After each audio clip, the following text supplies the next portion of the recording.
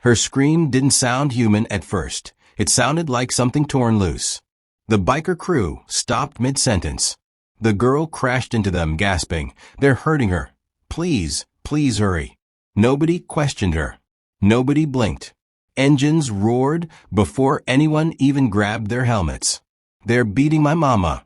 Lily's small voice cut the cold night.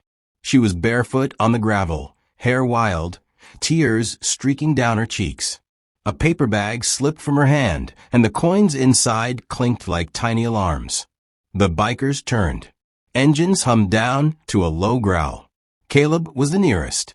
He had a scar along his jaw and a slow way of smiling that made people trust him. He pushed his helmet back and stood up straight. Around him, the others, Hank, Rosa, and Marcus, watched Lily as if the word itself had struck them. The gas station light flickered. A neon sign hummed. Somewhere in the dark, a van's tires skidded away. Lily kept pointing down the road, voice trembling. "They hit her. They please." She could not finish. Her small fist tightened around a folded scrap of cloth, a tiny thing with a faded star stitched on it. Caleb felt the talk in his bones, the silent rule their town obeyed. Bullies only took once if you let them. He looked at his crew. He looked at Lily. The night tightened. Something heavy rose in him and did not let go. What happened next shocked everyone and set off a chain of events no one saw coming. Stay with me, this is a story you need to hear. Before we start the story, comment below and let us know where in the world you're watching from today. And if you find this story impactful, don't forget to subscribe for more. Caleb knew every inch of Route 9 by heart. He knew where the blacktop crept over the hill and where the old sycamore leaned like a tired guard. He knew which houses left their porch lights on and which kept their curtains closed. He knew the names of the men who worked the night shifts and the kids who skipped school to play pool at Marjorie's. That knowledge was his small kingdom. He worked at the garage on Willow Lane. The shop smelled like oil and hot metal. Caleb liked fixing engines. He liked the honest noise of a motor waking up. He had a steady hand and an old habit of humming while he worked. People from town brought their cars to him because they trusted him, not because he had a sign that said best price. He never took advantage. The bikers gathered at the back of the garage most nights. They sat on crates, drank coffee from thermoses, and talked about small things. Hank told bad jokes. Marcus teased Rosa about her leather gloves. The crew was rough, but steady. They helped neighbors when trucks broke down. They shoveled driveways after bad storms. That was their code. Take care of the ones who belong to this place. Caleb had a soft spot for kids. He kept a small box of little toys and candy near the counter. He fixed bikes for $1. When Lily first showed up, barefoot and trembling, he saw a child who had no place to be safe. He bent down to her level without thinking. He put a hand on her shoulder. She clutched a folded scrap of cloth, so tight the star stitched on it was crumpled. That tiny cloth became a new thing in Caleb's head. It was a simple scrap with a faded star. It smelled faintly of laundry soap and something floral. Caleb thought of his sister Naomi when he saw it. Naomi wore a similar star patch on a jacket when she was small. She had died years ago in a night where Caleb thought he could have done more. That memory sat like a small rock in his chest. He still carried guilt like a pebble in his pocket. Did he deserve the peace he had now? Could he live with himself if he let a child go back to danger? Marjorie, the gas station owner, watched from behind the counter. She was in her 60s and had a face that told the town stories. She flicked the cigarette butt into an ashtray and raised one eyebrow. "Trouble," she mouthed without moving her lips. Eddie, an old man in a pickup, stood by his truck with his cap pulled low. He had been a witness to more than one street fight in his time. He touched his chin and did nothing. Outside, a teenage couple rolled down their car window and stared. They whispered like witnesses who liked spectacle. Those people were the town's small jury. Some stayed. Some looked away. The way they watched made a person feel bigger and smaller at the same time. Caleb felt their eyes on him, and it split him. He wanted to do what was right. He also didn't want to bring a storm down on Lily or on the town. At the garage, Caleb had another habit. He kept his father's old wrench on the bench. The wrench was heavy and worn. He used it for stubborn bolts. But more than that, it was a symbol. His father had taught him to be careful with promises. If you give your word, you carry it, his father said. The wrench reminded Caleb of that line. He had promised Naomi something he had failed to keep. He had promised himself not to fail anyone else. Rosa poured hot coffee into 3 paper cups and passed one to Caleb. Her eyes were steady. She had a small scar on her wrist and a laugh that came like a breath. Rosa had been in too many fights to count, but she kept a quiet kindness under her leather. Marcus fiddled with his ring. Hank chewed on a toothpick. They all listened as Lily told her story in short gasps. "They hit my mama," she said again, voice high with the kind of terror that makes you small. Caleb crouched beside her and looked where she pointed. The streetlight showed a smear of motion farther down the road. A van like a dark whale had already gone. He could imagine what had happened because his town had its share of men who thought they were above saying sorry. That image made something turn inside him. He had choices. He could call the police and hand the mess to them. He could do nothing. Or he could act like he had acted before, fast, rough, and final. The crew waited for his word. They trusted him because he thought before he struck. That trust felt heavy now. What would he choose? Would he let the law handle it? Or would he carry his father's wrench and the debt to Naomi into the dark with Lily in his arms? The night held its breath. Caleb dialed the police with fingers that trembled a little. He sat on the bumper of his truck and watched Lily hug her knees. The wrench lay heavy beside him, metal warm from his palm. He moved it, then put it back. The town felt thin and quiet, like paper ready to tear. 911, what is your emergency? The voice said, calm and tired. Caleb told the story fast. He told where the van had gone. He said a woman had been hit. He said a little girl was crying. He gave names and places. He tried not to sound like a man about to cross a line. There was a pause.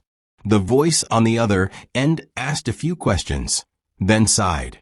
We'll send a car when we can. It did not sound urgent.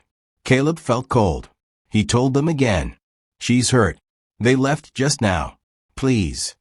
The dispatcher clicked her pen. Sir, we have higher priority calls. If it's safe, stay put. Describe the van if you can. Caleb told her the van had no logo. It was dark, older model with dents. He heard typing, then a soft chuckle close to him. Hank trying to break the awful quiet with a joke. Caleb did not laugh. He hung up and stared at the line of dark road. Marjorie came out with a thermos and pushed it at him. They'll take their time, she said. Her voice was small for someone who ran the gas station like a dock for weary people. This town protects its own. She did not look at him when she said it, but he knew what she meant.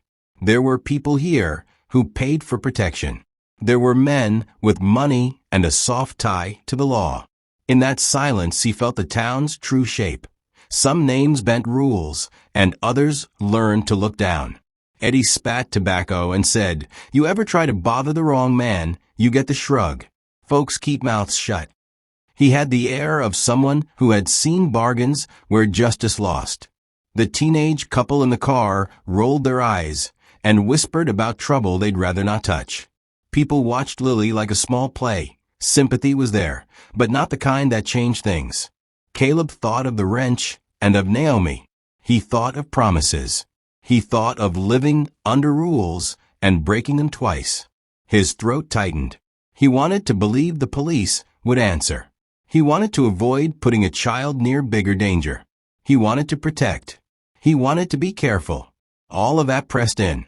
Then Marcus walked up carrying a flashlight. He'd been down the road for a minute. He shook his head when he came back. It wasn't just random men, he said quietly. A neighbor saw the van. It's the same kind of vans Hayes uses. He didn't say much more. The name landed like a stone. Hayes was the richest man in town. He owned a strip of rental units and a contracting business. He had a smile that smoothed problems and men who worked for him. People paid him to fix things. People paid him to stop fights. People paid him to look away. Caleb's hands went cold. If Hayes was involved, the problem was not just a street scuffle. It was a power problem. It could bring men from the law, who moved slow, and men from Hayes, who moved fast. The bikers exchanged looks. Rose's jaw tightened. Hank's laugh died in his throat. The night seemed to tighten around them. A witness across the street, the barber Jonah, leaned out his door and called, "Don't go chasing that, Caleb. Not worth it." His voice was weaker than the warning. He had a small shop and a wife who liked him alive. His words were meant to stop trouble. They made Caleb feel small for a moment. But Lily looked up at him with eyes that had already seen too much. "They beat her," she said. "My mama, she can't walk." The child's words were plain and true. The world boiled down to one face. Caleb felt something break inside that had nothing to do with men named Hayes. He thought of the choice again. Call the police and wait, and maybe nothing would happen. Chase the van and risk a fight with hired men and the law. Do nothing and carry the guilt. The wrench felt like a scale in his hand, heavy and honest. Caleb stood. He put the wrench into his jacket. "Not today," he said, voice low and steady. The words were simple. They were a promise and a warning. Hank read him like a map. "What's the plan?" he asked. Caleb looked at the road. He looked at Lily, and then at the faces around him. "Find her," he said. "Bring her back." It was small. It was huge. It set everyone moving. Someone in the shadows watched and walked away. The sound of keys in a pocket made Caleb look up. The watcher was a neighbor called Ruth. She had a habit of listening. Her steps were measured as she left. People like her carried news. That small motion left a knot in Caleb's stomach. The town was awake now. A secret could move fast in hands that wanted to keep it. As they climbed into trucks and saddled bikes, Caleb felt the old fear again.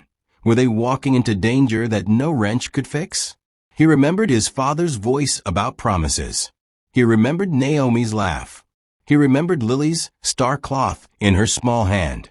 The road was dark. The night had a shape. The first seed of the fight had been planted. What grew next would not be small. They found Marta, where the road rolled down into the row of rental units Hayes owned. The building smelled of bleach and old cooking. Lights flickered in the hall. A child's laugh came from somewhere, thin and frightened. Lily kept close to Caleb's leg, the little star cloth pressed to her mouth like a talisman. They moved quiet at first. Caleb thought they would be ghosts slipping past men and doors. But the truth of a place like this was louder than they expected. A neighbor swept his stoop and watched with a face that said he would tell no one. Another leaned on a railing and pretended to read a paper. Eyes watched them from windows. The town's attention was a thin net. Someone threw a cigarette, butt, and said nothing. Someone else locked a door faster. At the second-floor landing, a door stood open. Voices spilled out. Harsh words. A woman's cry. Rosa signaled them to stop. Her fingers were steady. Hank eased his flashlight up. Marcus checked the back exit. They all felt the same cold. Hayes's men could be watching for them. Inside, the room was a mess. A chair was overturned. A lamp lay broken. A picture on the wall had fallen askew. And on the couch, Marta was curled like a broken bird. Her face was bruised and swollen. Her lip was split. Her hair stuck to a dark smear on the pillow. Lily ran forward and knelt by her mother. "Mama," she sobbed. Marta opened her eyes and tried to smile. She tasted of iron and fear. Caleb went to her and took her hand. It was warm and trembling. Marta's voice was small. "They wanted money," she whispered. "We couldn't pay." Hayes said. She stopped, the rest swallowed by a ragged breath. A bruise bloomed under her eye like a dark flower. In the doorway stood a man they all knew. He was broad, wearing a work vest with Hayes' logo. He had a soft round face that looked safe in daylight. Now, he held a pack of cigarettes like a prize. He did not look surprised to see them. He looked annoyed. "Well, well," he said. "Caleb, the Garage King. What a night." His voice tried to be light. It did not reach his eyes. Hank stepped forward. "Move away," he said. The man smirked. "I'm just doing my job. Hayes pays to teach folks a lesson." He flicked his cigarette, and the ember fell between them like a small warning. Caleb's chest tightened. The room smelled of bleach, blood, and old coffee. He felt the wrench in his jacket, like a hot coal. His crew had options: cuff the man and wait for a slow system, or take their own fast justice. The choice sat heavy. Outside, a neighbor peered over the railing. Jonah, the barber, watched with his hands on the balustrade. He swallowed and said nothing. Marjorie's thermos was gone from the counter. Someone had taken it out and left it on the steps. The town watched in slivers. Hank moved his jaw. "You hit her," he said. Short. The words landed like a slap. The man's smile stayed, thin as paper. "She fell behind on rent," the man said. "Hayes wants folks to keep paying. He sends men. That's how the town stays clean." He shrugged, like bruises were a broom sweep. "You people should mind your own." Rose's voice cut, low and fierce. "Not this time." The man laughed then. It was a small, mean sound. "You think you can come here and play hero?" He tapped his cigarette. "Hayes won't like this." Caleb felt something inside him shift. He felt the old guilt, the memory of Naomi, and the wrench's cold weight. He felt Lily's small hand in his. He thought of promises. He could put Marta in a car and go to the hospital. He could call the police and risk silence. Or he could do what his hands knew when words had no power. He stepped forward. "Say sorry," he told the man. His voice was calm. The room tightened around that single demand like a held breath. The man's lip curled. "Say it," he mocked. He pushed Marta with the toe of his boot. She cried out and curled further in. Lily screamed. Hank moved like a struck animal. He shoved the man hard. The cigarette flew. The man staggered. He reached for his radio. "Stop." Caleb's voice was a blade. It cut the panic into pieces. Marcus grabbed the radio with one hand and crushed it. The small device cracked under his fingers. The man coughed, shocked. Rosa stepped up and kicked a chair across the floor. The room filled with sudden, clean violence, the kind that ends things fast or makes them much worse. They were not looking for a fight. They were protecting a child and a mother. But Hayes' men were used to being safe. A scuffle tipped into shouting, thuds, a window rattling. Marta clutched Lily, so tight the star cloth crumpled in her fist. A neighbor banged on the ceiling. Someone in the street turned up a light. The scene spread out of a room, like ink on paper. The town would know soon. The question hung raw. Would anyone help them, or would the town lock its doors and let Hayes tidy the mess? Caleb hit the man once with the wrench handle. It was not a killing blow. It was a message. The man fell back, stunned, cursing. The rest of Boyle's crew, Hayes' men, came from the hall, faces like dull coins. They saw Marta on the couch and a child screaming. They saw the bikers standing between them and leaving. A fight would prove something. It might also ruin everything. Caleb wiped sweat from his brow and looked at Marta. He could take her to the truck. He could run. But there was a bigger thing here, a power that used money to bruise people into obedience. He made his choice in a single, quiet moment. "What would you do?" he asked the room. It was not to them. It was to everyone listening. They moved Marta into the back of Caleb's truck. Lily held her mother's hand and would not let go. Marta leaned back against a blanket, eyes half closed. She kept touching the small star cloth like it kept the world from tipping. Outside, the town watched in pieces. Jonah stood on his stoop with his arms folded. Marjorie came out and sat on the station steps. hands folded in her lap. Eddie stayed by his pickup and pretended to look at the sky. The teenage couple had their phones out, faces lit by the screens.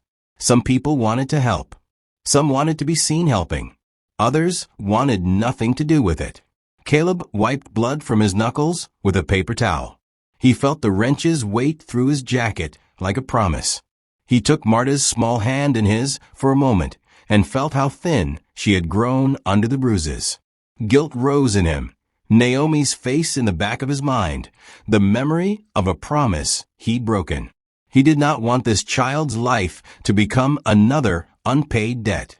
"We need a doctor," Rosa said. Her voice was steady but sharp. "Now." Caleb looked at the group. "We'll take her to the clinic. Quiet. Then we think." He did not want to start a war that would leave Marta worse. He also did not want Hayes to get away with it. He needed proof. He needed witnesses who would not fold. They drove slow and careful. Lily whispered to her mother. Marta tried to smile and failed. At the clinic, the nurse refused to look at them for a long minute. Then she took Marta in and closed the door. The room smelled of disinfectant and fear. They waited outside in the small hallway, the town's small jury speaking in hushed tones. "That man works for Hayes," Jonah said finally. "Hayes is a lot of things, but he's careful. He'll spin this." Jonah's voice cracked. He had a barber's gentle hands and a clean life. He looked afraid of losing both. Marjorie pressed a paper cup into Caleb's hand. "You can't just beat a man and fix it," she said. "You'll bring trouble." Her voice was small but honest. She supported them, but she feared the storm. Eddie spat again and muttered, "Folks like Hayes got friends in high places." His eyes slid over to the clinic window, as if someone inside might be watching. Hank paced back and forth. "We could go to Hayes. Smash his windows. Make him pay." His fists were clenched. The thought was simple and dangerous. "Not today," Caleb said. The words were quiet, firm. They held the room like a lock. Caleb's plan formed in small pieces. First, get Marta treated and safe. Second, collect proof. Third, force a public answer. He wanted the town to see Hayes's men for what they were. He wanted people to remember Marta's face. He wanted to break the rule that money could buy silence. A small win came like a hummingbird. The teenage girl in the car approached, cheeks pink with fear and resolve. "I filmed the van," she admitted. Her voice shook. "The one that left. I got the plate." She held out her phone. Caleb took it like a gift. The video was shaky, but it showed the van and a partial plate number. It showed 3 men inside, one with Hayes's logo on his jacket. Caleb felt a lift. Proof was not a miracle, but it was a start. Evidence would change the shape of the town's silence. It would force questions. They sat on a bench near the clinic and made the first plan. Jonah would put the word through his customers quietly. Marjorie would keep an eye on Hayes's men coming and going. Eddie would watch the rental units. Hank and Marcus would search for more witnesses. Rosa would stay with Lily until Marta came out. Caleb would try to talk to a cop he trusted. They moved like people building a small fortress. Each task felt honest and urgent. Each person had a role. Each role brought them closer to doing something real. But as they worked, the shadow grew. A man in a dark coat watched from across the street. He took note of faces and cars. His phone lit up as he spoke into it. When Caleb saw him, something cold went through his chest. Hayes was not asleep. He had people who watched even when the town thought it slept. The small victory of a video felt thinner now. The bigger problem, money, power, the quiet deals, was still waiting like a weather front. Caleb's hope hardened into a plan that needed luck and courage. "What would you do?" he asked softly, more to himself than to anyone else. The question hung in the air like a thrown glove. Someone answered without words. Lily tightened her grip on Marta's hand. That small gesture was proof enough for Caleb. They had to try. They would try. But the next step would risk everything. They left the clinic with a small, bright thing in their hands, a written note from Nurse Alma. It was only a slip of paper, a patient intake printout with Marta's name, the time, and the nurse's typed observation. Assault, multiple contusions. Alma had pressed her thumb over the corner like a quiet signature. She had not said much, only that some rules were for bleeding people, not for rich men. The slip felt warmer than the coffee Caleb still held. That tiny piece of paper changed the night. It turned the teen's blurry video and the witness's shaky memories into something a little harder to ignore. Proof was slow and small, but it leaned toward truth. Caleb kept looking at the timestamp. It matched the van video. It matched Lily's story. The pieces fit like bolts. Jonah moved through his barbershop the next morning and quietly told a few customers. He did it in his old way, softly, as if he were trimming facts into shape. Some men nodded and then looked away. Others, older, took the words and swallowed like a pill. Marjorie made coffee and left a roll of receipts by the register for anyone who asked. The town's gossip turned into a tool, not just noise. Caleb met Officer Cole behind the hardware store. Cole had a face that looked tired from years of keeping small peace. Caleb had met him before at the county fair and once when a neighbor's dog was lost. He trusted Cole more than most. He handed Cole the video and the clinic slip. "We need this logged," Caleb said. His voice was low, steady with need. Cole took them, thumbed the video once, and put the slip into a folder. He hesitated. "Hayes is a problem," he said finally. "He knows people." The sentence was a dam that showed the water behind it. Cole looked at Caleb like a man who had counted the cost of doing his job and found it heavy. "Then help us," Caleb said. Cole's jaw tightened. "I can file a report. I can set a lead." But moving fast, he looked around as if the buildings might be listening. "I'll be careful." It was not the shout Caleb wanted. It was small and legal and slow. But it was something. It was a step the town system could follow. Could they rely on it?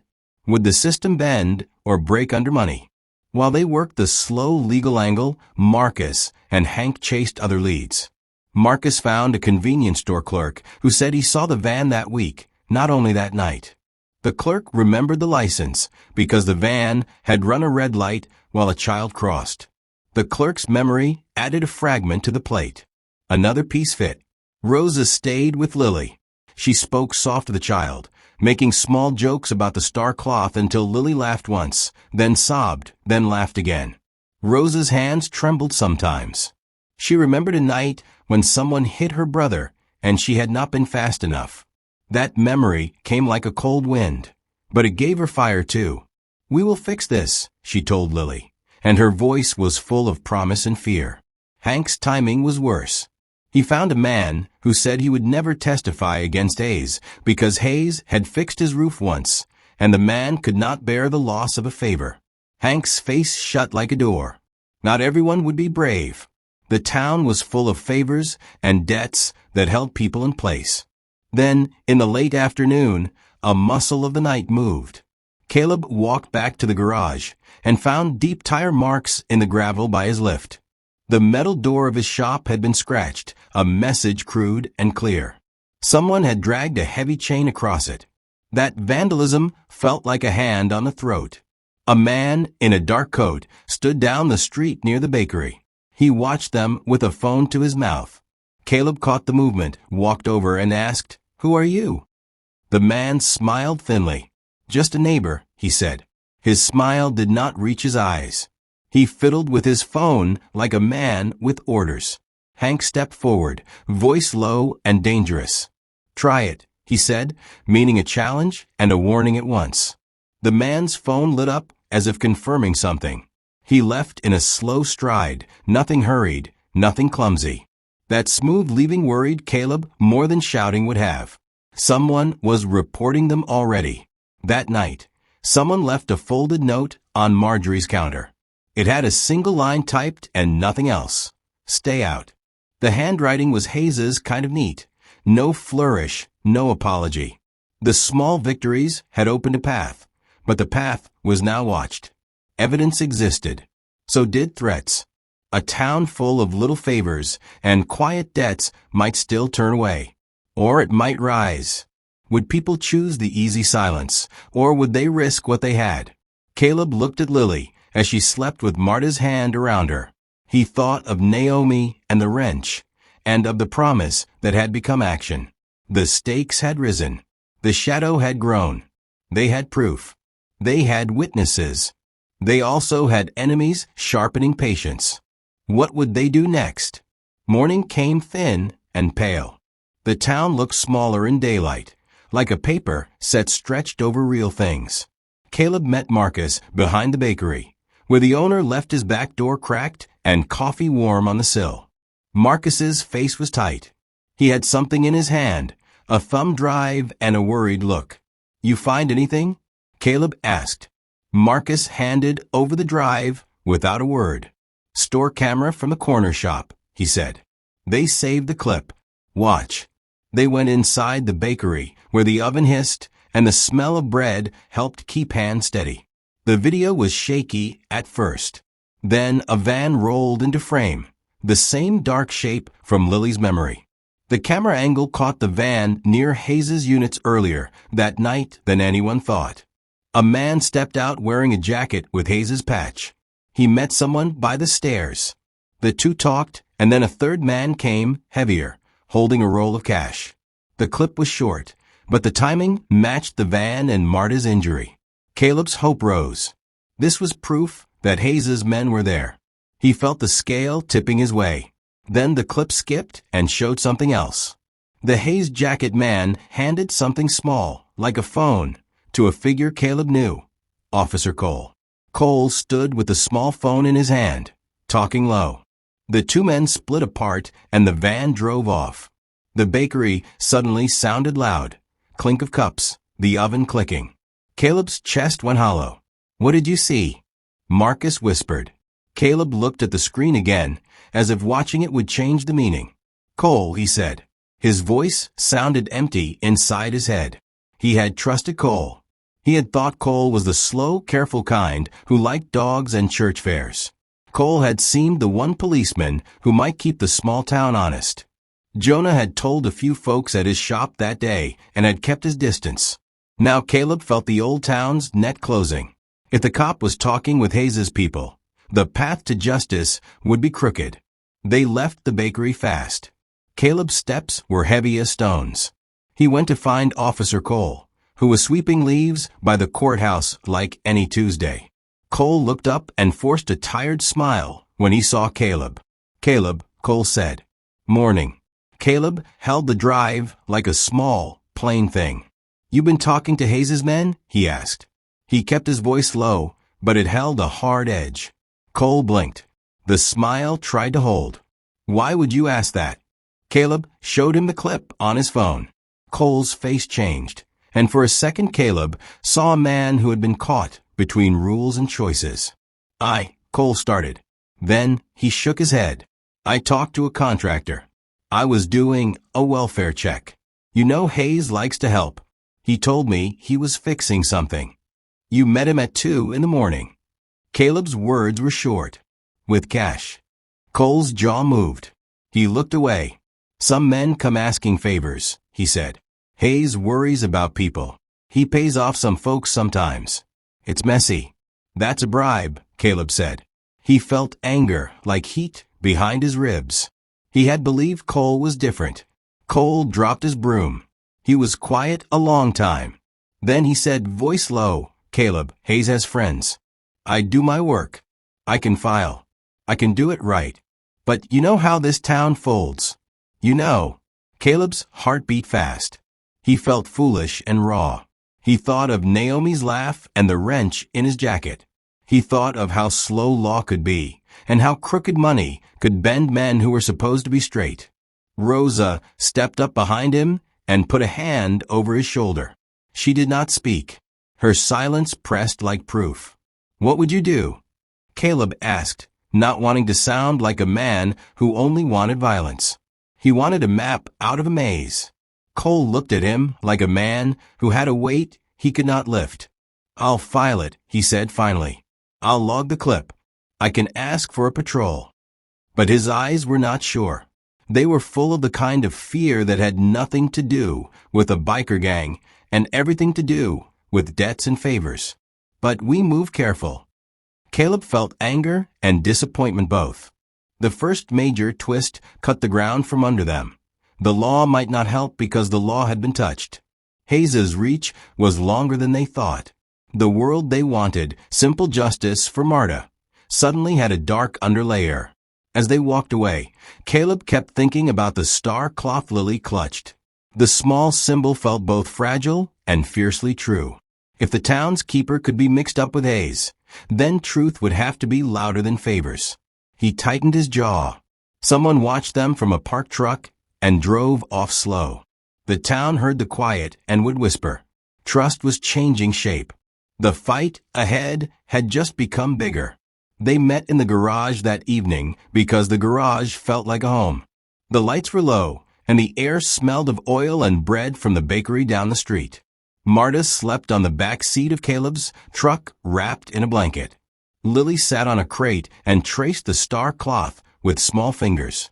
Caleb closed the garage door and leaned his back against it. He looked older than his years. He put both hands on the wrench on the bench and spoke in a soft voice. I should have been there before, he said. Naomi, he stopped. The name sat raw. He had not said it much since she died. This was a man who kept his pain small because it hurt to hold it open.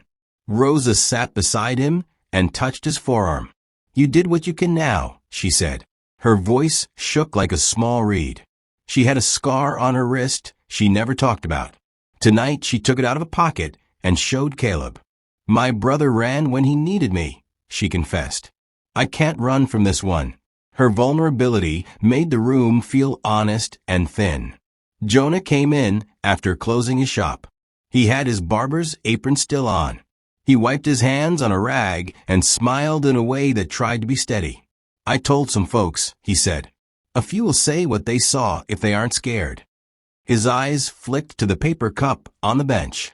He sounded loyal. He sounded like a man who would stand. Caleb believed him. Jonah stayed late. He brought a list he had made from talking to customers, names, times, small details. He cross-checked the bakery clip and the clinic slip. At times he hesitated, like a man walking on thin ice. When Caleb asked him about it, Jonah put a hand on the list and looked down. I owed Hayes once, Jonah said quietly. My oven broke during a bad month. Hayes fixed it. He didn't charge me. I took it. I didn't like it, but I had bills and a rent to pay. He looked at Caleb and his face turned small. I don't like what he does. I don't. But favors keep people quiet. His voice broke on the last word. That confession made Jonah feel human, not weak. It made him seem loyal now, because he had reason to be afraid. He stayed and he helped. He offered his shop as a place to put the video on a bigger screen. He pledged to call people who trusted him. He seemed like the kind of man who would risk his reputation to help a mother. Rosa listened and wiped her eyes. Hank muttered under his breath that life was full of thin lines. Marcus kept checking the garage door, always watching the street. Everyone showed a fear. Everyone held a small wound. Marta woke and asked for water. Her hand shook when she held the cup. She looked at Lily and tried to smile. We will be okay, she whispered. Her voice was small but fierce. Lily climbed into her lap and leaned close. Can we go back to my school? She asked. The question was a soft, urgent thing. It made Marta blink hard. Caleb heard them and felt a new kind of guilt.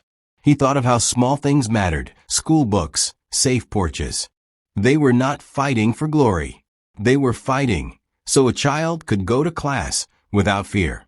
He rubbed his forehead and breathed. The cause felt clear. Jonah leaned in and pressed a thumb on a name. If we get enough people, the town will have to act. Allies make noise. Noise makes a place move. He sounded certain. He leaned forward like a man who wanted to be trusted. Officer Cole came by with a paper folder. He set it on the bench and said he had logged the reports. He looked tired and clean, like a man who carried a job he did not love. He promised to try again.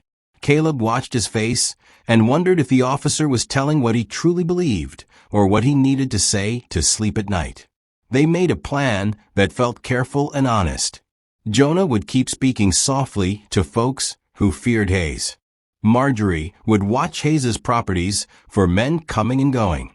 Eddie would keep his eye on the rentals. Hank and Marcus would find any other video. Rosa would keep Lily safe. Caleb would try to get a lawyer friend to advise them. They stacked small tasks like bricks. Each task felt simple and true. Each task felt fragile. Late, when the garage was quiet, Jonah walked Caleb to the gate. The night smelled of wet pavement. Jonah put a hand on Caleb's shoulder and said softly, "I'm with you. Always." He looked like he meant it. Caleb watched Jonah walk back down the street toward his lit shop. Jonah stopped at his door and fumbled in his pocket. For a second, Caleb thought he saw a folded paper in Jonah's hand. Jonah slid it into his apron and locked up. The light went out. Caleb stood there a long time and thought of favors, debts, and the small ways people fold. The room felt full of courage and thin as paper. Someone seemed solid with them. Someone kept a secret in a pocket. How much could a single promise hold when the town wanted to bend? They came before dawn like a cold wind. Caleb woke to boots on gravel. He pushed the blanket off and went outside. The garage door was open and lights cut the dark. Headlights from police cars painted the metal silver. Men in uniform stood in a line. A black SUV idled with dark windows. Rosa grabbed Caleb's arm. "What is this?" she asked. Officer Cole stepped forward, face flat. He held a folder. Caleb's chest went cold. He had hoped Cole would be on their side. The hope cracked like glass.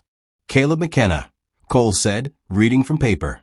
"You're under arrest for assault, trespassing, and disturbing the peace." Hank laughed once, a short sound. "They're arresting you for defending a woman." Cole didn't smile. He handed Caleb a list of charges and a warrant. "Hayes filed a complaint," he said. His tone had the slow rhythm of a man reading a script he was tired of but must finish. "What?" Caleb said. He looked at Jonah, who stood a few feet away behind a park truck. Jonah's face was pale, like someone watching his hand shake and not stopping it. He looked small and very old. "You signed statement," Jonah said, voice thin. "I told them what I saw." He stopped. His eyes watered. "They said they'd fix my oven if I cooperated more. I didn't want trouble." The words fell like stones. Marcus moved. "You betrayed us," he said. It was not a question. Jonah flinched. "I didn't mean," his voice broke. "I owed a favor. I thought." Rosa shoved past the officers and grabbed Jonah by the collar. "You coward," she spat. "You sold a woman for a fixed oven?" The officer stepped between them and warned, "Keep it down." News moved fast in a small town. A trucker with a CB radio had already told a friend down the street. Phones lit up. A paper had a headline by breakfast: "Biker attack at Hayes Rentals." The line of words felt like a blade.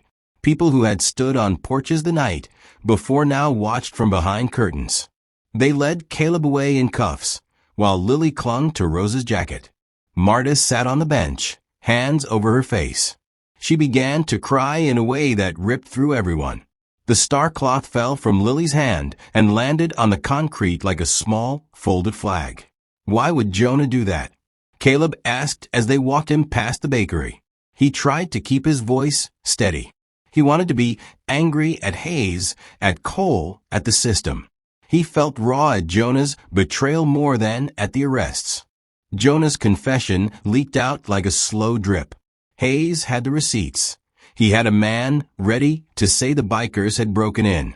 He had paid a few people enough to be quiet or to speak on his side. He had called the police and given them a neat story. He had framed the fight as a violent intrusion on his property. People who had promised, help called, and whispered that they could not be involved now. Marjorie, who had sat on the steps the night before, wiped her face and looked down. "I can't," she said. "I have a shop to run. I have customers who won't come if I'm seen helping." Her voice was small and final. A group of men clustered by the diner and traded looks. Some shook their heads. Others lowered their gaze. The town's silence gathered like rain. Rosa stormed the courthouse steps and shouted, "You let him get away with beating a woman. You let him buy people." Her sentence landed like a thrown rock. A few heads turned. A woman clapped her hands to her mouth and then turned away. Officer Cole read the charges aloud in a small room lined with gray paint. Caleb wanted to scream the whole truth, to show the bakery clip, the clinic slip, the teen's shaky video. He wanted to prove Hayes had men there that night, that Hayes had paid for violence. But every argument he had sounded smaller in the room. Then a man in a dark coat, one of Hayes's men, came in with a neat stack of papers and a tidy smile. He had a witness who would swear Caleb had broken into an apartment. That man's words matched the paper like two pieces of the same machine. Caleb felt the town turning its head the other way. The witnesses who had promised to speak now said they could not identify anyone. Fear and favors had a weight heavier than the truth. At the bench outside, Lily picked up the star cloth. Her small fingers smoothed it. She looked like she might never stop being small. She asked Marta in a voice that quivered, "Will Daddy come back?" Marta could not answer. Her lips trembled.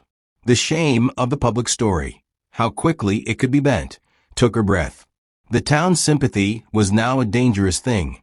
Eyes watched, but doors closed. Caleb sat in a cold cell and thought of Naomi's laugh and the wrench on his bench. Betrayal by someone he trusted felt sharper than any punch. He had believed the town could be different. Jonah's choice showed him that people could trade honor for warmth, and that warm hands could slap you in the back as they bought safety. He asked himself quietly, "What would you do?" The question was simple and terrible.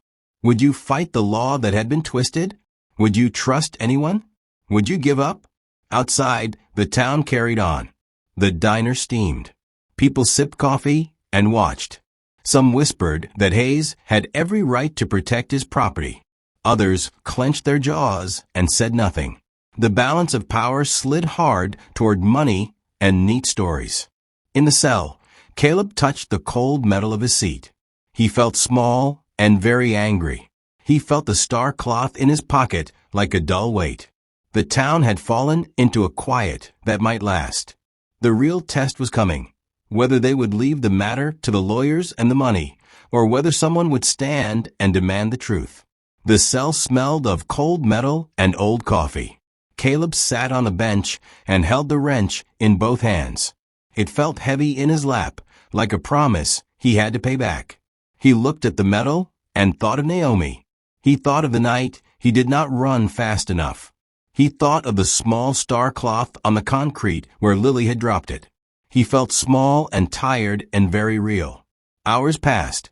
He watched dust move in the shaft of light from the window. He had time to count mistakes. He had time to name them. He had time to feel the shame of Jonah's face when he'd spoken against them. He had time to feel how his anger had made people retreat instead of join. He had time to think of Marta and Lily sleeping in a truck while he sat in a cell. A guard brought him bread and a cup. He ate like a man who used food to fill holes. He talked to no one. He let the guilt do its work. He had wanted to protect. He had wanted to be the kind who keeps promises. Now everything looked broken. Rosa visited that afternoon. She had fresh bruises on her knuckles from where she had fought at the courthouse. She did not cry. She sat on the bench outside the visiting window and put her hand on the glass. Caleb touched it with the wrench, so the metal met her palm through the barrier. "You look at me," she said. Her voice was low. She had been the strongest among them. Now she looked like someone who had been pulled back from the edge. "We lost a lot today, but we still have each other." Caleb felt the weight of her words.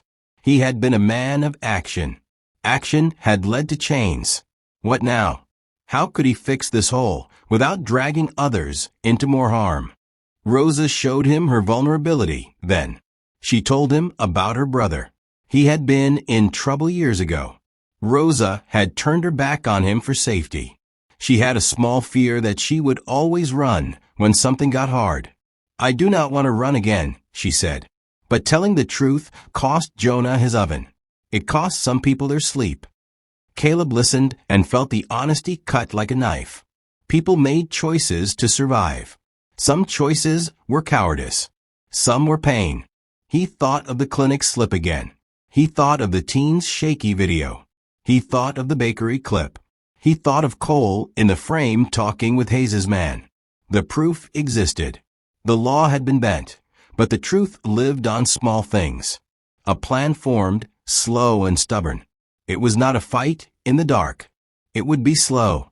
It would be loud. It would use people the town could not buy. It would reach beyond the fences Hayes kept tidy. Caleb asked Rosa a single small question. Is there a reporter in the city who'd listen? He had heard once of a radio host who took stories from towns like theirs. He had a friend, a man who used to fix breaks in the city and who owed him for a favor. Could that friend help find a reporter? Maybe. Rosa's eyes widened. She thought of the risk. Then she nodded. There is one, she said. I can call him. He does pieces on small towns gone wrong. Her voice shook, but it did not break. Caleb felt new resolve, like something hard growing inside his ribs. It was not blind anger now. It was a plan that mixed law with light. They would take the bakery clip and the clinic slip and the teen's video, and they would give them to someone who could not be bought by Hayes. They would make the towns quiet into noise that traveled past the sheriff's office and the rental units. Say it, Caleb told Jonah when he finally saw the barber in the doorway. It was short. It was a sharp demand that left no room for soft words. Jonah stepped forward with his head low. He looked old. He had a folded list in his hand. I'll tell them, he said. His voice was thin but true. I will go on record. I helped them. I lied because I needed my oven fixed. I'm sorry. The words fell like slow rain. Rosa closed her eyes and breathed. It was a small mercy. Someone they had thought lost had stepped back into the ring. Caleb felt the wrench in his hand become a symbol again. It was not for breaking a man. It was for fixing what had been bent.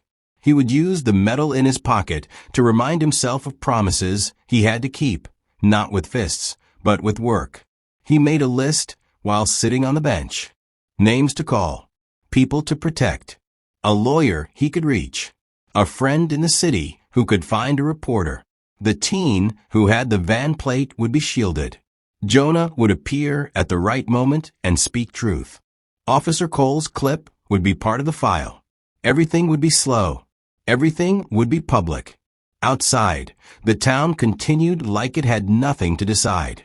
Inside Caleb's chest, a new thing moved. It was quieter than rage, but fiercer. It was the kind of resolve that keeps a person up at night until the job is done. He looked at the wrench one last time. Then he closed his hand around it and placed it back in his jacket. He felt both fear and a calm that tasted like iron. He had hit rock bottom and found a new road. What would he do next? He would make noise the town could not swallow. He would call on people who could not be paid off. He would ask for help beyond the place that had turned its face. He would fight with truth and with steel. The morning broke in a pale, shivering light, the kind that makes everything look unsure. Caleb stepped out of the station with the quiet stiffness of a man who had spent a night sitting upright, thinking more than sleeping. The wind carried the scent of wet dust, and every sound felt louder than it should. Dogs barking in distant yards, a single truck rolling past, a screen door creaking somewhere down the block. Rosa waited by the curb. She didn't wave. She didn't rush him. She only stood there with the same steady look she'd had when she said she wouldn't run anymore. Caleb walked toward her, feeling every step like he was crossing a courtroom floor. You're out, she said softly. The sentence held no celebration, only acknowledgement. For now. Caleb's eyes shifted to the horizon. We don't have long. Rosa nodded and handed him a folded paper. The reporter texted me this morning. He'll listen. But he wants proof before he leaves the city. Caleb unfolded the paper. It held a name, a time, and a meeting place. A diner just outside town limits, neutral ground. He felt the knot in his chest tighten. This was no longer an idea. It was happening. Where's Jonah? Caleb asked. Behind his shop, Rosa said. Practicing what he'll say so he doesn't freeze up. Caleb gave a low hum, half weary, half grateful. Jonah wasn't a fighter. He wasn't made of steel or fire. But he was trying, and sometimes that meant more. They climbed into Rosa's car. Her hands shook once before she gripped the wheel tighter and stilled them. Do you think this will work? She asked, eyes fixed on the road. It has to, Caleb said simply. Hayes controls the sheriff. He controls Cole. He controls the clinic. But he can't control someone who doesn't live here. Rosa exhaled slowly. Then let's make sure the truth reaches the right ears. They drove to Jonah's shop, its sign half-lit and hanging crooked. Jonah stood outside, clutching a notebook like it was a lifeline. His apron was dusted in flour, even though he hadn't baked since the confrontation. He approached them with hesitant steps. Tell me again what to start with, he murmured. Caleb placed a steady hand on his shoulder. Start with the facts. Simple. Direct. You fixed Hayes' ovens because they threatened to shut you down. You saw Cole meeting Hayes' man behind the station. You saw the paper they passed. You didn't know what it was then. Jonah nodded, repeating the words under his breath. Simple. Direct. Honest. Rosa smiled weakly. We're not asking you to be fearless. Just truthful. Before Jonah could respond, Caleb's phone buzzed. A number he recognized, the teen who had recorded the van incident. Caleb answered quickly. Did you find the clip? Caleb asked. Yeah, the teen said, voice shaky. I emailed it to the address you gave me. The reporter guy replied. He wants more. He said the angle shows someone in the driver's seat, someone who looks like the sheriff talking to the van operator before they started loading stuff. Caleb's blood chilled. Send it to me too, he said. The teen hesitated. I don't want them coming after me. They won't, Caleb promised. I'll make sure of it. He ended the call and stared into the distance. The clip wasn't just proof. It was the thread that could unravel the whole thing. Caleb. Rosa asked. They're deeper in this than we thought, he replied quietly. Cole wasn't acting alone. Rosa leaned against the car. Then the reporter needs everything. All of it. Files, slips, clips, names. A truck rolled past the shop then. Slow. Too slow. Caleb's eyes followed it until it turned a corner. He felt the same instinct he used to trust on long rides. The one that tells you when someone's shadow is overlapping your own. We have to move now, he said. Before Hayes gets word we're talking to someone outside.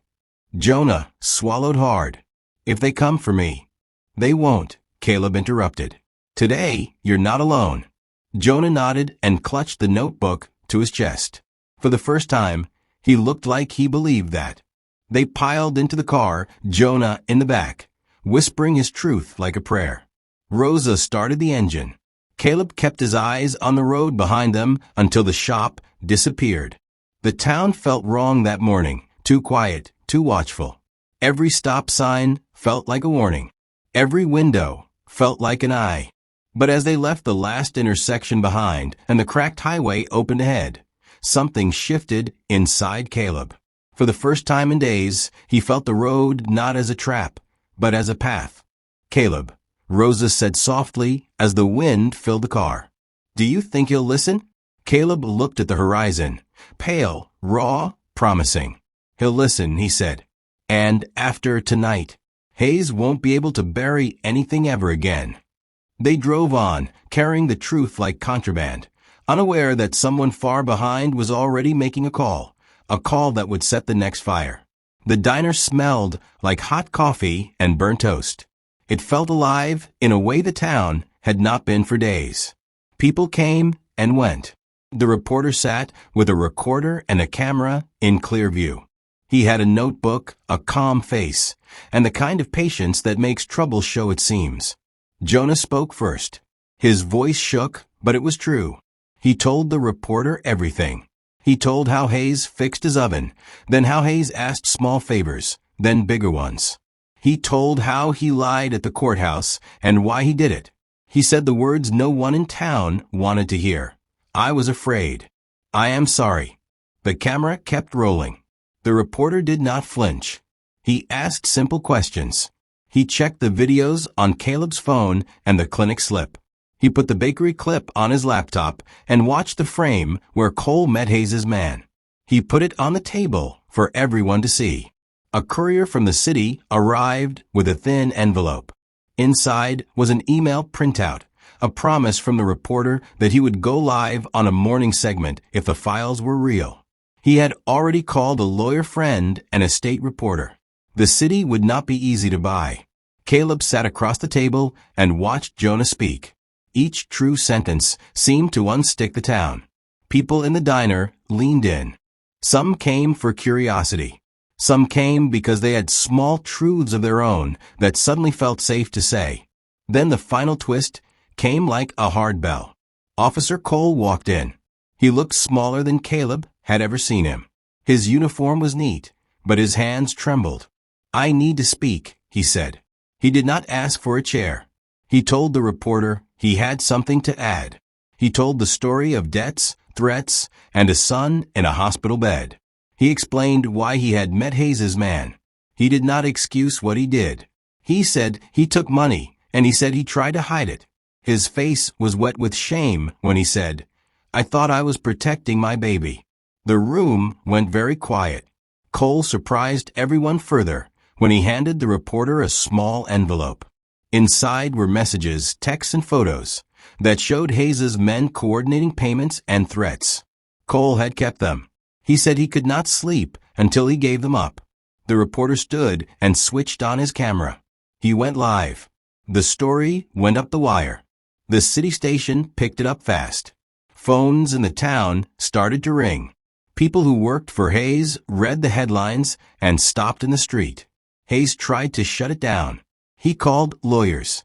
He called men. He offered money. He tried to buy silence one more time. That night he came to the rental units with a lawyer and a few angry men. They expected fear. They expected doors to stay closed.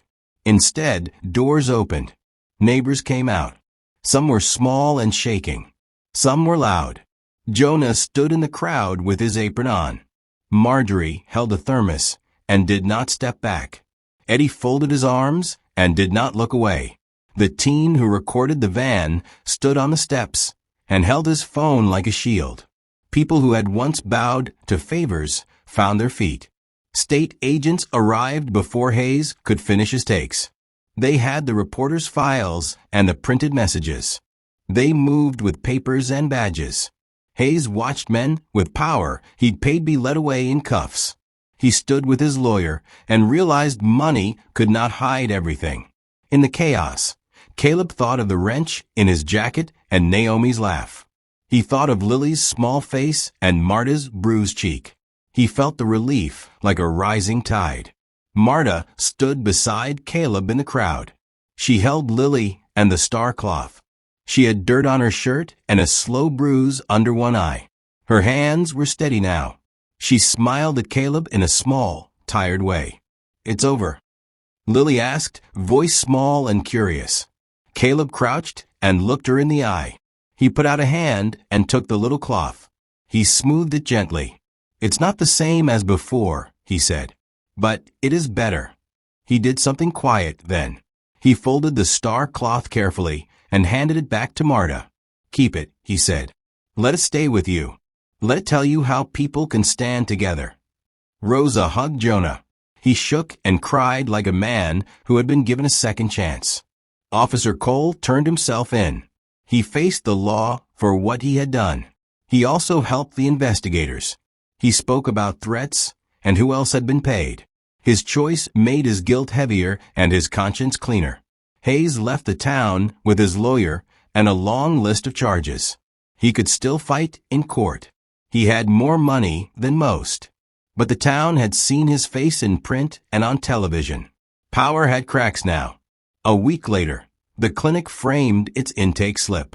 It hung on the wall by the door like a small, stubborn truth. The bakery had a sign that read, in small letters someone had added, "Thanks for the truth." Jonah's oven was fixed by donations. People brought parts and paid for labor. He opened his shop and cut hair with hands that trembled and then steadied. Caleb went back to the garage and put the wrench on the bench. He did not use it to hurt anyone again. He kept it there like a tool for honest work. At night, when the town felt quiet and safe, Caleb would sit on his truck and look at the stars. Lily sometimes ran up and slapped the hood with a grin. Once she shouted across the yard, "They can't hurt my mama anymore."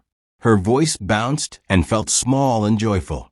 Caleb smiled and thought of the first words he had heard that night, words that led them into a fight, into trouble, and finally into truth. "They're beating my mama," he whispered, but this time his voice had a new weight. It was a memory and a bridge. He had kept a promise. What did you feel at the end? What would you do if someone in your town needed you? Let me know below. Share your thoughts in the comments below. If you enjoyed this story, don't forget to like and share it with your friends, and subscribe to the channel for more meaningful stories.